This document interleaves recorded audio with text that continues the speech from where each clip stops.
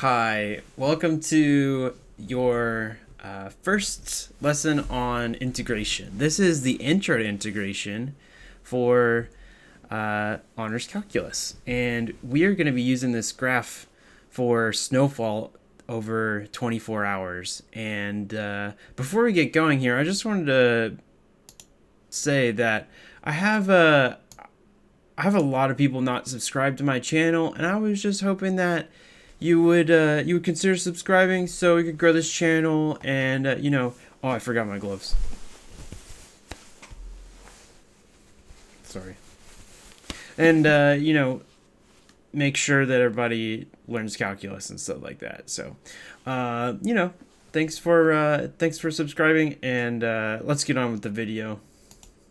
Okay, so I want to talk about how snowfall is going to be accumulating. And to do that, this graph is actually this line that is kind of in between the purple and blue graphs. You can see I'm tracing it out here. This is what the line would be if we plotted this on Desmos or something.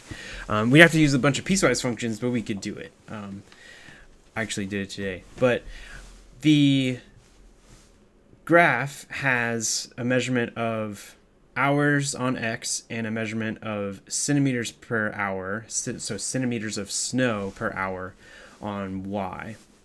And you can see that since we have this Y value as a rate of centimeters per hour, that's a rate of change. This is a derivative graph. So we can make a few observations about what the original function is that isn't plotted based on that derivative. So since the line plotted to make the purple shape is a derivative, we know that since all the y values on that yellow line are positive, this original function is always increasing. So in other words, we're always getting more snow. The highest rate of snowfall happens at 12:30 a.m. because that's the highest y value on that graph. And that might be important for, I don't know, if you're trying to keep snow off the roads or something like that. And what I'd like you to do is make another observation about the original function. So use your knowledge about how the first derivative works and how it relates to the original function to find something else to say about the original function. And you might use some of these specific points that I've pointed out, like A, B, or C, to help you make a conclusion. Now, let's talk about this more in general and then go back to this original graph in 3. The derivative that we talked about this whole last semester is discovered by dividing the original function's y values by x values. So we should perform the inverse operation and do what with the derivative's y values and x values? We should multiply those y and x values together to discover the original function and its y values. So we're actually doing the inverse operation of division, or finding the slope, to get back to what function we had before. That should be obviously that's really nice because we know how to multiply. So that should be a lot nicer because that ought to make integration a lot simpler for us in the future. So what is the original function representing exactly? And if we take these units, then we can figure that out. So we have the y values of the derivative, which are centimeters per hour, times the x values of the derivative, which is just hours. And we're going to get centimeters of snow as a result, because we're going to cancel out those units. So we're going to get centimeters of snow as our y values on the original function. So our original function would be plotted like this. We'd still have time down here, but instead of a rate, for our y values, we would get just centimeters. So let's figure out, based on this new idea that we're really just multiplying, how much snow has fallen between 9 a.m. and 1 p.m. on Friday. So we're going to look on this section, 9 a.m. to 1 p.m. So this triangular section, actually.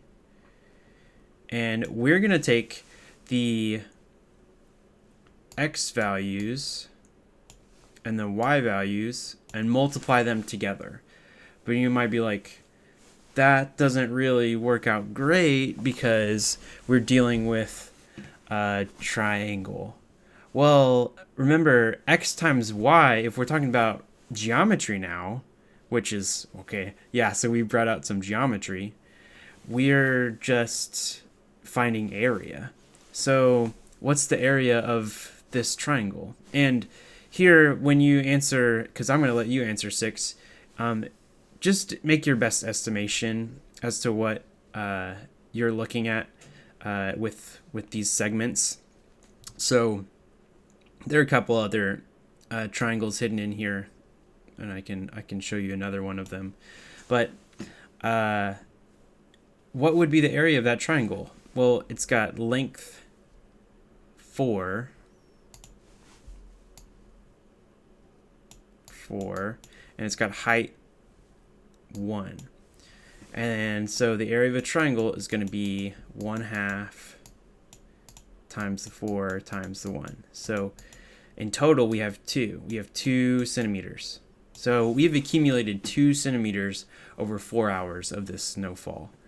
If you want to see another way to do this, we could actually lop off the 9 a.m. to 11 a.m. segment and place that on top of the 11 to 1 p.m. segment to get a full rectangle. And that full rectangle is 2 by 1. So it's also 2 centimeters, representing 2 centimeters.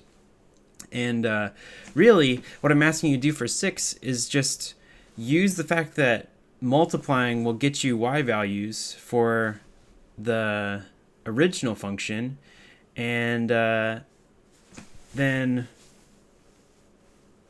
all that is just finding area.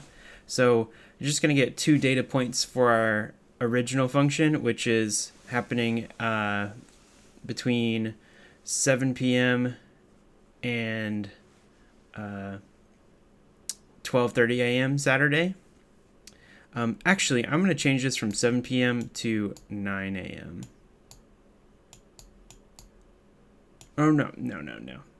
No, we'll leave it. We'll leave it at 7 p.m. Figure out how much snow has fallen between 7 p.m. and 12:30 a.m. on Saturday. And then I also like you to figure out how much snow has fallen throughout the entire 22 hours of data collection. So thanks for watching, and I'll see you guys in class. Stay warm and enjoy your long weekend.